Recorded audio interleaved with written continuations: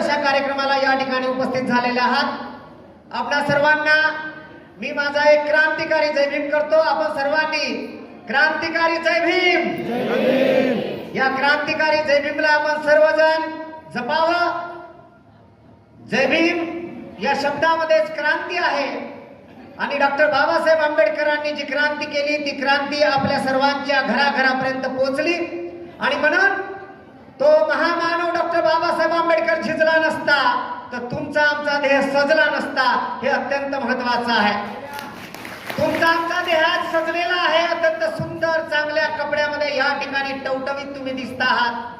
या मंचावर अत्यंत सुंदर असे टवटवीत सुंदर चेहऱ्याने या ठिकाणी बसलेले आहेत.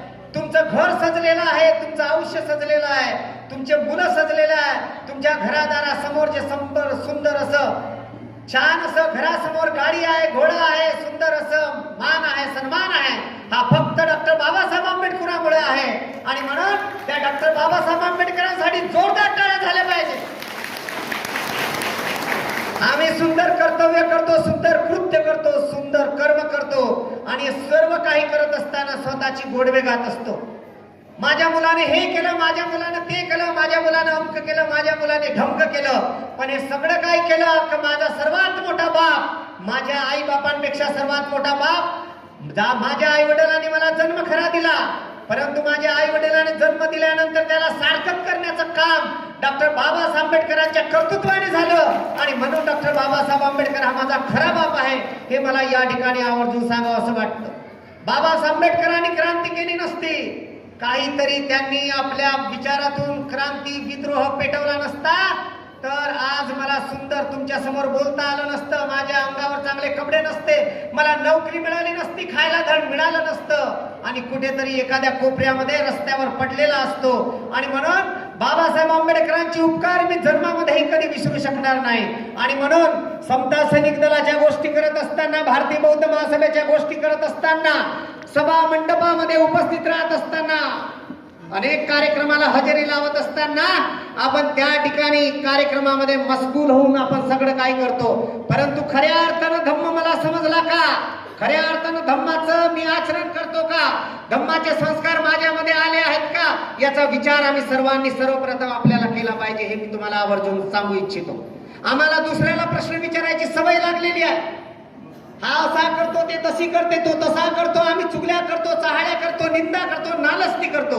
आणि बौद्ध धर्मामध्ये ज्या गोष्टी आम्हाला मान्य नाहीत, ज्या अमान्य आहेत त्या गोष्टी आम्ही जास्त करत असतो. आणि म्हणून आपल्याला सर्वांना मला सांगावं असं वाटते की बौद्ध धर्माच्या कोणत्याही कार्यक्रमामध्ये आपण जेव्हा हजेरी लावतो, बौद्ध धर्माच्या कोणत्याही कार्यक्रमानुसार आम्ही जेव्हा वागायला लागतो, चालायला लागतो, संस्कारांमध्ये काम करायला लागतो, आचरणानुसार वागायला लागतो, तेव्हा सर्वप्रथम आपण धम्माच्या आचरणानुसार चालतो का? धम्माच्या आचरणानुसार बोलतो का? धम्माच्या आचरणानुसार आम्ही बोलतो का, बसतो का, उठतो का, चालतो का, मान सन्मान इतरांना त्या पद्धतीने देतो का? हा सवाल, हा प्रश्न आम्ही स्वतःला सर्वप्रथम केला पाहिजे. आणि हे प्रश्न जर आम्ही स्वतःला करू शकलो नाही तर खऱ्या अर्थानं आम्हाला धम्म समजला आहे हेच आपल्याला समजलं नाही. आपण कागदावर बुद्धिस्ट होऊन चालणार नाही तर मनामधून आपण बुद्धिस्ट झालो पाहिजे हे आपल्याला या ठिकाणी मला सांगावं असं वाटतं. मित्र हो, खऱ्या अर्थानं आज अत्यंत महत्वाचा कार्यक्रम आपल्याला या ठिकाणी झालेला, अत्यंत सुंदर या ठिकाणी बौद्ध उपासक आणि उपासिका उपस्थित आहेत. आपण 5,000 10,000च्या पेक्षा सर्व जास्त संख्येने उपस्थित असलेला एखादा मेळावा असेल त्यापेक्षा तुम्ही 10,000पेक्षा कमी नाही असं मला आवर्जून आपल्याला सांगावं असं वाटतं. 10,000पेक्षा तुम्ही कमी नाही, कारण सर्वजण पांढऱ्या शुभ वस्त्रामध्ये या ठिकाणी आपण आलेलो आहे. समता सैनिक दलाचे सुंदर या ठिकाणी सैनिक आहेत आणि बौद्ध उपासक आणि उपासिका आहेत. आता महत्वाचा प्रश्न पद्माकर पंडित साहेबांनी अत्यंत भारतीय बौद्ध महासभेच्या संदर्भामध्ये सांगितलं, पण मी तुम्हाला सांगणार आहे, धम्मावर बोलणार आहे मी. धम्म आपल्याला समजला पाहिजे. धम्म म्हणजे नेमकं काय होतं, बाबासाहेब आंबेडकरांनी धम्माच्या संदर्भामध्ये काय सांगितलं हे आपल्याला या ठिकाणी समजून घ्यावं लागेल. या ठिकाणी एवढा मोठा विचाराचा हा प्रवाह या ठिकाणी आहे. बाबासाहेब आंबेडकरांचे विचार आणि बाबासाहेब आंबेडकरांनी आम्हाला दिलेला जो धम्म आहे तो धम्म समाजाच्या कणाकणात, मनामनात आणि तनातनात पोहोचण्याचं काम हे सर्व मंडळी करत असतात. यांच्या खांद्याला खांदा लावून आणि जे काम करत असतात त्यांच्या खांद्याला खांदा लावून, महिलांच्या खांद्याला खांदा लावून, पुरुषांच्या खांद्याला खांदा लावून, मुलांच्या खांद्याला खांदा लावून आणि ज्या घरामध्ये आम्ही राहतो त्या मुलांना आपल्या सोबतीला घेऊन आपण काम करत राहिलं पाहिजे. हे अत्यंत महत्वाचं आहे. आपल्याला माहिती आहे की डॉक्टर बाबासाहेब आंबेडकरांनी आम्हाला बौद्ध धर्माची दीक्षा दिली. तो दिवस होता 14 ऑक्टोबर 1956. 14 ऑक्टोबर 1956 रोजी आम्ही बौद्ध झालो. माझे आजोबा त्या ठिकाणी गेले होते, माझे वडील त्या ठिकाणी लहान असताना गेले होते. सगळे तुमचेही आजोबा गेले असतील, कोणाची आजी गेली असती, कोणाचे कोणते ना कोणते नातेवाईक गेले असतील. त्या ठिकाणी आम्ही जेव्हा त्या दीक्षाभूमीवर गेलो आणि नंतर मग 2 दिवसाने किंवा दुसऱ्या दिवशी जेव्हा परत आलो तेव्हा आपल्या घरामध्ये असलेले संपूर्ण जे आपल्या अंधश्रद्धेला बळी पडणारे, जे आपल्या धम्मामध्ये ज्या गोष्टी मान्य नाही अशा गोष्टी, ज्या विज्ञानाच्या कसोटीवर ज्या गोष्टी उतरत नाही अशा गोष्टी, ज्या न्यायिक नाहीत, समतेच्या आधारावर नाही, स्वातंत्र्याच्या आधारावर नाही, बंधुतेच्या आधारावर ज्या गोष्टी टिकत नाही अशा सगळ्या गोष्टी आम्ही आपल्या घरातून बाहेर फेकून दिल्या. पण आज एवढी वर्ष पुन्हा झाली 1956 पासून जवळपास आज ती 44 वर्ष आणि आज ही 26 वर्ष म्हणजे 70 वर्ष आज जवळपास म्हणजे उलटून गेलेली आहे. आणि 70 वर्ष उलटून गेल्यानंतर आम्ही कागदावरच फक्त आणि कार्यक्रमापुरतच आम्ही फक्त बुद्धिस्ट आहोत का हा प्रश्न आम्हाला विचारावा लागणार आहे. कारण अनेक गोष्टी आम्हाला पाहायला मिळतात. तुमच्याही लक्षात येत असतील की बहुतेक असे आपले बुद्धिस्ट आहेत ते अजूनही काही अंधश्रद्धेला बळी पडलेले आहेत. अशा काही स्त्रिया आहेत ज्या अंधश्रद्धेला बळी पडलेल्या आहेत. हा प्रश्न तुम्ही स्वतःला विचारलेला पाहिजे की खरंच मी एखादी अशी अंधश्रद्धेची गोष्ट करत आहे, माझ्या घरामध्ये अशी अंधश्रद्धेची एखादी गोष्ट आहे, माझ्या घरामध्ये जे विज्ञानाच्या कसोटीवर आधारित अशी जी एखादी गोष्ट नाही आहे ते मी माझ्या घरामध्ये ठेवलेली आहे. आणि ते करत असताना मी मला स्वतःला जेव्हा प्रश्न विचारते किंवा विचारतो तेव्हा ते विज्ञानाच्या कसोटीवर टिकत नाही, म्हणजे मी खऱ्या अर्थानं बुद्धिस्ट नाही हे आपल्याला समजून घेतलं पाहिजे.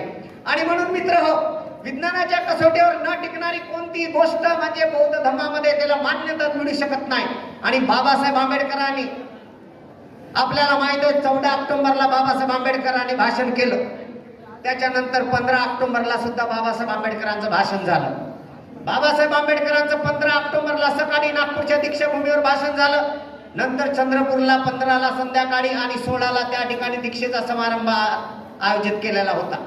बाबासाहेब आंबेडकरांनी नागपूरच्या दीक्षाभूमीवर 15 ऑक्टोबरच्या सकाळी केलेलं भाषण, असंख्य लोक भारताच्या कानाकोपऱ्यामधून नागपूरच्या दीक्षाभूमीवर आले होते. 10 वाजताचा 14 ऑक्टोबरचा कार्यक्रम होता. लोक 2, 3, 4, 5, 6 वाजेपर्यंत 14 ऑक्टोबरला त्या ठिकाणी पोहोचत होते. 4,80,000पर्यंतचा आकडा जेव्हा सुरुवातीला झाला तेव्हा त्यांना दीक्षा दिली. रात्रीपर्यंत पुन्हा आकडा जेव्हा तेवढाच झाला, जवळपास लोक म्हणतात 5 लाखाच्या वर, तर तो जवळपास 8,80,000पर्यंतचा आकडा गेलेला होता. इतकी संख्या प्रचंड भारताच्या कानाकोपऱ्यातून आलेली होती आणि एकही जागेवरून हलत नव्हता. तिथे दुसऱ्या दिवशी भाषण करत असताना बाबासाहेब आंबेडकरांनी भंते नागसेन आणि मिलिंद राजा याच्यामधला संवाद जो आहे तो लोकांना उद्देशित करून सांगितला. आपल्याला माहित असेल की भारताच्या कानाकोपऱ्यामध्ये बौद्ध धम्म आहे. कंबोडिया, व्हिएतनाम, लाओस, मंगोलिया, चीन, जपान, ब्रह्मदेश, अनेक देश आहेत, थायलंड, अनेक देश आहेत की ज्याचा नावाचा उल्लेखही कदाचित आता माझ्या मुखातून झालेला नसेल. असे अनेक देश बुद्धिस्ट कंट्रीज आहेत. या सगळ्या देशामध्ये बौद्ध धर्म एवढ्या मोठ्या प्रमाणामध्ये फोफावलेला आहे. आता बाबासाहेब आंबेडकरांनी उपस्थित केलेले ते 3 प्रश्न या ठिकाणी मी तुमच्या समोर मांडतो. कारण धम्म समजला पाहिजे. जेव्हापर्यंत धम्म समजणार नाही तेव्हापर्यंत आम्ही खऱ्या अर्थानं बुद्धिस्ट होणार नाही. आणि आज खऱ्या अर्थानं नागबीड या ठिकाणी चंद्रपूर जिल्ह्याचं अत्यंत महत्वाचं शहर आहे. या ठिकाणी चंद्रपूर जिल्ह्याच्या विविध शहरातले शाखाधिकारी या ठिकाणी उपस्थित आहेत आणि खऱ्या अर्थानं धम्म समजून घ्यायचं असेल आणि इथून काय घेऊन बाजाराला गेल्यानंतर बाजारामध्ये थैल्यामध्ये भाजीपाला घेऊन जातो, तसंच आज या ठिकाणी कार्यक्रमामध्ये तुम्ही उपस्थित झालात आणि इथून तुम्ही काय घेऊन जाणार आहात आपल्या मनामध्ये हा प्रश्न तुम्ही आपल्याला विचारणार आहात. आणि म्हणून बंधू आणि भगिनींनो, बाबासाहेब आंबेडकरांनी म्हटलं मिलिंद राजा आणि नागसेन यांच्यामधला संवाद होत असतानाचा तो काय म्हणतात काही धर्म ठिसूळ असतात.